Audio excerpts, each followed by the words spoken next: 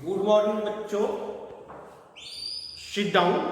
आज मैं तुम लोग को 9th क्लास के संस्कृत विषय में व्याकरण में संधि पढ़ाऊंगा।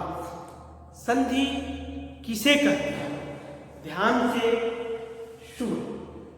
दो वर्णों के मेल से उत्पन्न विकार को संधि कहते हैं। दो वर्णों के मेल से उत्पन्न विकार को संधि कहते हैं। जैसे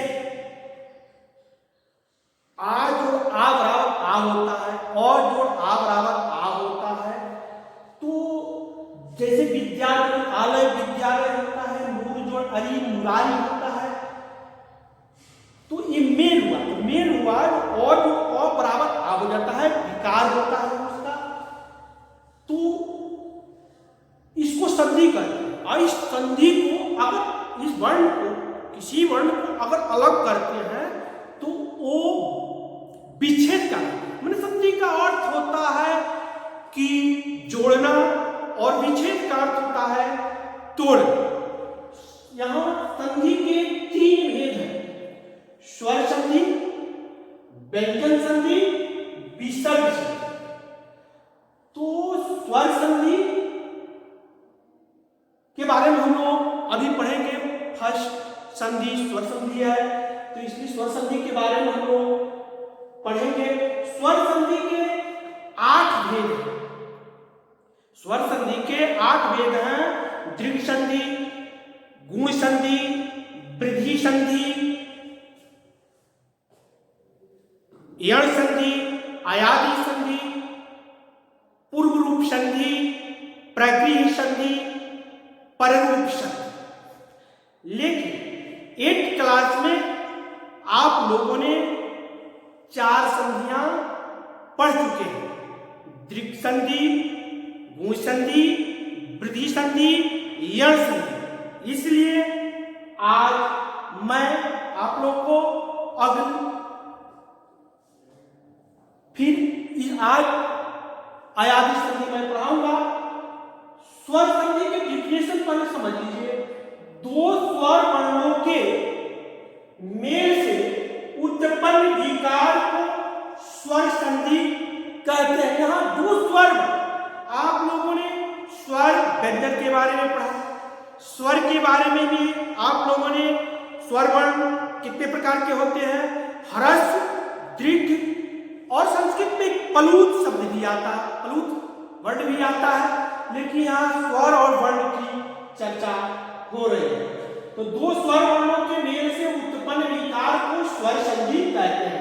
जब जैसे विद्या जोड़ आलय, यहाँ आ और आ बराबर विद्यालय हुआ है। ठीक उसी प्रकार जैसे मूर जोड़ अरी बराबर मुरारी, मूर जोड़ अरी बराबर मुरारी होता है। इस तरह से यह स्वर संधि का डिफिनेशन हुआ। स्वर संधि के 8 भेद हैं, जिसमें 4 आप लोग पढ़ चुके हैं। अयादि संधि अगले वीडियो में हम पढ़ाएंगे। फिर दोबारा एक बार आप लोग फिर से समझ लीजिए। दो वर्णों के मेल से उत्पन्न विकार को संधि कहते हैं। संधि के 3 भेद हैं: स्वर संधि, व्यंजन संधि, विसर्ग संधि। स्वर संधि का डिफिनेशन है: दो स्वर वर्णों के मेल से उत्पन्न विकार को स्वर संधि कहते हैं। स्वर संधि के 8 भेद हैं: दीर्घ संधि, गुण संधि, वृद्धि संधि, यण संधि, अयादि संधि, पूर्व रूप संधि, प्रगृह संधि और पररूप संधि। लेकिन आप लोगों को 9th के कोर्स में सिर्फ अयादि संधि और पूर्व रूप संधि ही पढ़ना। माने जो पढ़ चुके हैं उसको रिवीजन आप लोग कर लीजिएगा। अगर दिक्कत होगा तो अगले वीडियो में आप लोग को। बच्चों, अब हम लोग स्वर संधि के पहला संधि दीर्घ संधि के बारे में पढ़ेंगे। दीर्घ संधि क्या है? अक सवर्णे दीर्घ, अक सवर्णे दीर्घ, अक क्या है? तो शंकर भगवान के डमरू से महेश्वर सूत्राणी निकलाता, उसमें अक शब्द आता है। अक, अक का अर्थ ये हुआ अ ई उ अयू, अयूर आदि री, तो ओ से लेकर क, इसमें अ जो है वो नहीं आएगा। तो यहाँ अ ई उ री ली, ये तुम्हारा शब्द आता है अ ई उ री। तो और का दीर्घ जो है आ होता है, ई का दीर्घ जो है ह्रस्व ई का दीर्घ ई होता है, ह्रस्व ऊ का दीर्घ ऊ होता है, री का भी दीर्घ होता है, लेकिन री का दीर्घ नहीं होता है, इसलिए अ ई उ री का ही दीर्घ होता है। यहाँ डिफिनेशन में दिया गया है अक सवर्णे दीर्घ ह्रस्व या दीर्घ अ ई उ तथा री के बाद जब समान स्वर आता है तो अ ई उ री का दीर्घ हो जाता है। जैसे अ का दीर्घ आ होता है, ई का दीर्घ ई होता है, उ का दीर्घ उ होता है और री का दीर्घ री होता है। तो यहाँ यह बताया गया है कि अयूर री और ई उ री ये तुम्हारे ह्रस्व है, लेकिन इसी का दीर्घ आ ई उ और री होता है। री का दीर्घ नहीं होता है, इसलिए री का यहाँ प्रयोग नहीं हुआ है।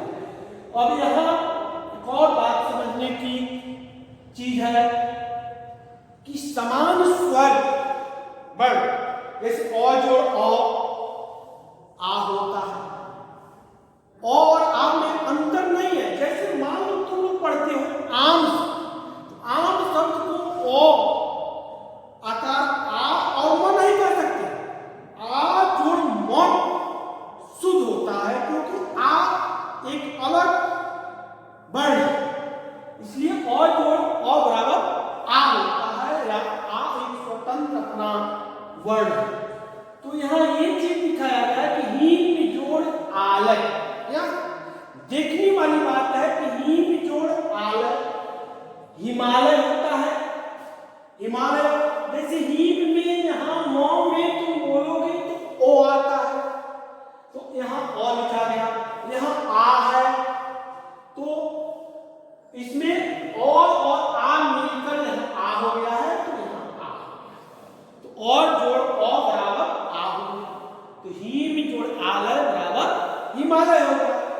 हीम का अर्थ होता है वर्ष, आलय का अर्थ होता है जहां बर्फ का ही घर हो उसको हम लोग हिमालय कहते हैं।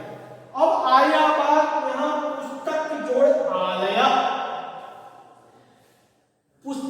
तो पुस्तक जब तुम आवाज करोगे तो क में ओ आता है, तो यहाँ तुम्हारा ओ है, यहाँ आलय फिर आ गया, फिर आ गया, तो यह आ जो है यहाँ आ हो गया, और ओ और आ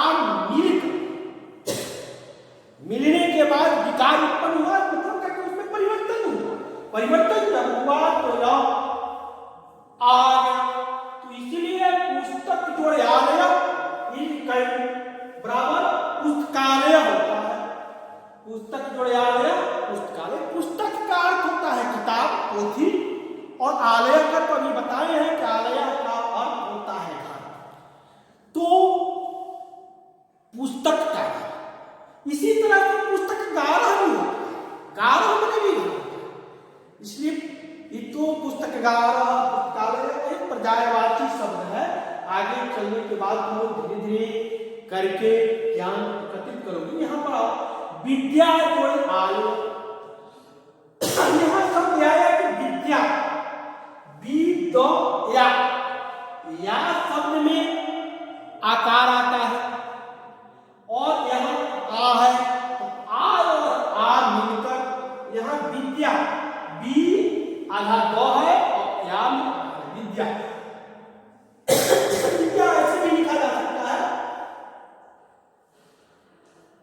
विद्या, विद्या इस प्रकार से लिखा जाता है। यहाँ स्पष्ट हो गया कि महाराज क्या है, तो यहाँ आ और आ मिलकर, यहाँ आ और आ मिलकर यहाँ आ हो गया, तो विद्या जोड़े आलय, विद्यालय, बोले विद्या का जहां विद्या प्राप्त हो उसको विद्यालय कहते हैं। सचिव जोड़े आलय, सचिवालय, इस तरह से विद्यालय आलय विद्यालय में जहां विद्या प्राप्त किया जाए उसको विद्यालय कहते हैं। यहां देखो हरि जोड़ इन, हरि जोड़ इन, तो यहां छोटी ही है, छोटी मतलब हरस्वी ही है, और यह भी हरस्वी है। यहां भी देखो हरस्वी और हरस्वी, तो हरस्वी हरस्वी मिलकर क्या हो गया, दीर्घ हो गया।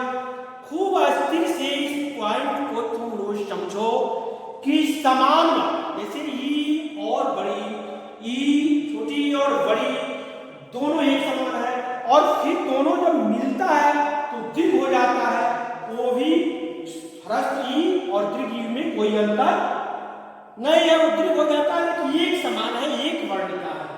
तो ई और ई मिलकर बड़ी हो गया है यहाँ पर। तो हरि जोड़ इंद्र, इंद्र बराबर हरिंद्र, हरि का स्वामी हरिंद्र हो गया। यहां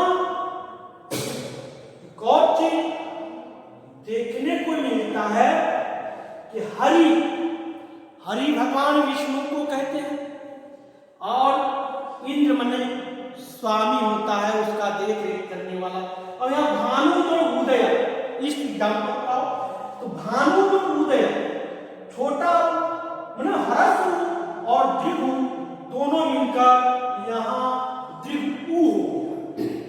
तो उ सारी स्वर वर्ण है, तो उ और उ मिलकर, यह उ और उ मिलकर क्या होगा, बड़ा। भानु, भानु का अर्थ होता है सूर्य, तो भानु का उदय मतलब भानु सूर्य का उदय। इस तरह से सूर्य के तो बहुत पर्यायवाची है। यहाँ वधु और उत्सव, वधु बड़ा और छोटा दोनों मिलकर यहाँ बड़ा हो गया है, मतलब दीर्घ उ हो गया, दीर्घ हरस्व मिलकर दीर्घ हो गया है, यहाँ दीर्घ और मिलकर दीर्घ हो गया है। तो वधु जोड़ उत्सव वधुत्सव हो गया है।